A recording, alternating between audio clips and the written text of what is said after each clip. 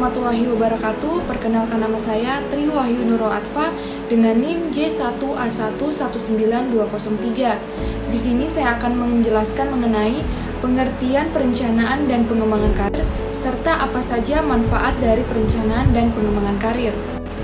Nah, perencanaan karir. Perencanaan karir ini terdiri dari dua suku kata, yaitu perencanaan dan karir.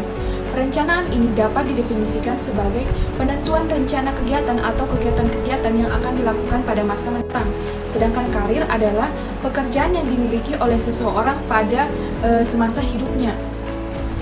Nah, jadi perencanaan ini adalah proses ketika seseorang menyeleksi, merencanakan, dan menganalisis tujuan karir dan arus karir untuk mencapai suatu tujuan tertentu. Sedangkan pengembangan karir ini adalah proses di mana individu melakukan penilaian terhadap kelebihan dan kelemahan serta perjalanan karir bagi pegawai atau organisasi untuk perbaikan. Nah, sekarang saya akan menjelaskan apa saja manfaat dari perencanaan karir dan pengembangan karir. Yang pertama, saya akan menjelaskan apa saja manfaat dari perencanaan karir ini.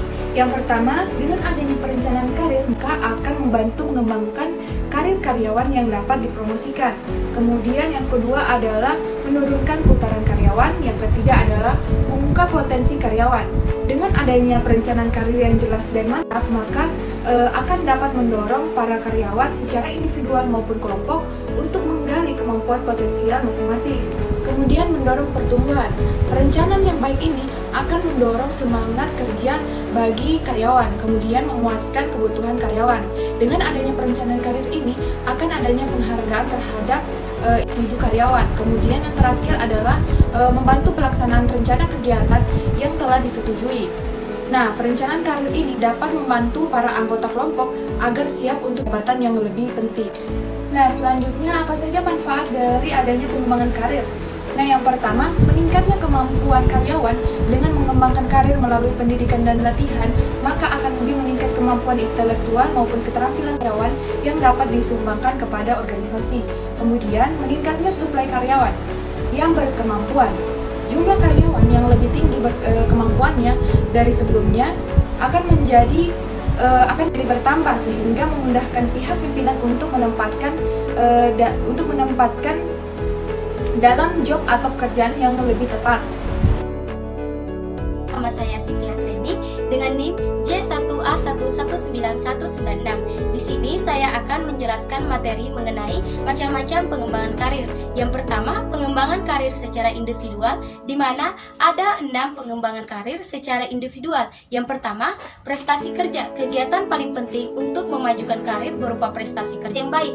Kedua, exposure, menjadi dikenal oleh orang-orang yang memutuskan promosi, transfer, dan kesempatan karir lainnya. Ketiga, permintaan berhenti bekerja. Apabila seorang karyawan melihat kesempatan karir yang lebih besar di tempat lain, permintaan berhenti bekerja mungkin merupakan suatu cara untuk mencapai sasaran karir.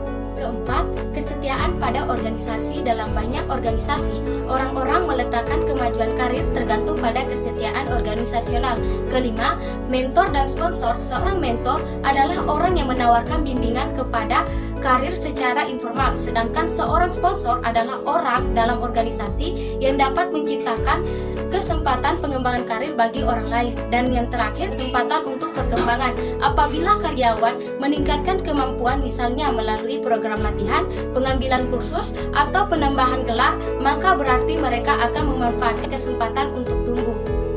Yang kedua, pengembangan karir secara organisasional. Sebagian besar organisasi mengarahkan program perencanaan karir untuk mencapai tujuan satu atau lebih. Yang pertama, pengembangan tenaga berbakat yang tersedia secara lebih efektif. Yang kedua, kesempatan penilaian diri bagi karyawan untuk memikirkan jalur-jalur karir tradisional atau karir yang baru. Yang ketiga, pengembangan sumber daya manusia yang lebih efisien di dalam dan di antara divisi dan atau lokasi geografis. Keempat, meningkatkan kinerja melalui pengalaman on the job training yang diberikan oleh perpindahan karir vertikal dan horizontal. 5.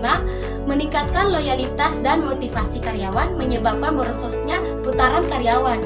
Yang keenam, sebuah metode penentuan kebutuhan pelatihan dan pengembangan. Dalam hal tanggung jawab pengembangan karir dibedakan menjadi 2 pendekatan. Yang pertama, dengan pendekatan tradisional, yaitu perencanaan pengembangan karir disusun dan ditetapkan oleh organisasi atau perusahaan secara sepihak. Pelaksanaan pengembangan karir tergantung sepenuhnya pada organisasi. Kedua, dengan pendekatan baru, yaitu pengembangan karir harus diterima bukan sekedar berarti promosi ke jabatan atau posisi yang lebih tinggi. Di sini pengembangan karir untuk memotivasi untuk maju dalam bekerja di lingkungan suatu organisasi.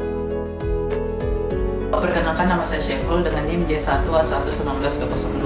Di sini saya akan melanjutkan materi selanjutnya mengenai bagaimana peran perusahaan dalam perencanaan dan pengembangan karir. Jadi penilaian dan evaluasi organisasi atau perusahaan berkewajiban membantu para karyawan untuk mengetahui tentang kemampuan dan keterampilan yang diperlukannya dalam melaksanakan pekerjaan. Oleh karena itu, organisasi perlu melakukan penilaian dan evaluasi sehingga karyawan memperoleh gambaran mengenai seberapa jauh kemampuan dan keterampilan yang dimilikinya dapat memenuhi tuntutan pekerjaan. Proses penilaian dan evaluasi ini dapat dilakukan melalui pelaksanaan analisis jabatan dan penilaian kinerja yang berisi informasi-informasi yang perlu dikomunikasikan kepada para karyawan. Pelatihan dan pengembangan karyawan dalam rangka pengembangan karir sangat luas cakupannya, tidak terbatas pada pelatihan atau pengembangan yang diselenggarakan secara melembaga dan formal saja. Pelatihan dan pengembangan karyawan dalam rangka pengembangan karir dapat pula dilakukan dengan menyelenggarakan coaching sambil melaksanakan pekerjaan sehari-hari atau melakukan diskusi secara spontan dengan supervisor. Sekian materi yang dapat saya sampaikan, lebih dan kurangnya mohon dimaafkan, dan saya akhiri dengan ucapan wabillahi taufiq wal hidayah. Wassalamualaikum warahmatullahi wabarakatuh.